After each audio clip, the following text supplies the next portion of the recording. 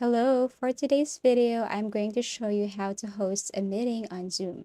First, you have to go to your Google web browser, click host, and now select any of this option here with video, with voice, or screen share only. But for me, I'll have to tap with video. Okay, to start, you have to sign in your email address and your password.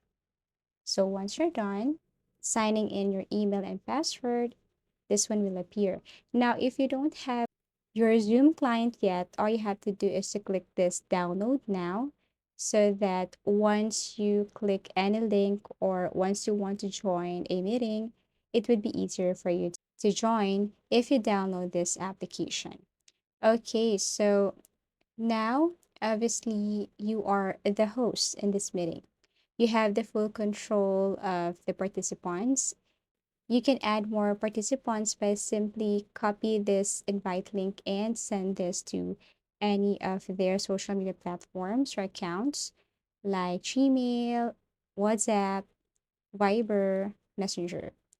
Okay, so once this participant click this link, then they can join the meeting or the call easily. So as you can see, I'm the host. I'm currently sending the link to any of the people or those who want to be my participant.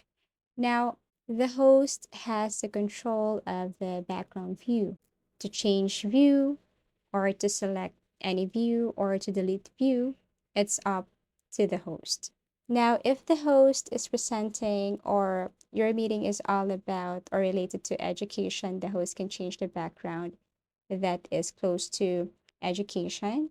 If it's all about nature, also, the host can change the background to something like nature or entertainment and so on. Apart from the background, the host can also adjust any of the options here, like the mute, stop video, security, participants, chats, record, and so on. So that's the advantage of being the host on a Zoom meeting. So as you can see here, I am Alex. I am the host. And if I tap here, I can do some options. I can select some options here like mute all the participants or I can turn on their videos also. So I have the full control of this meeting.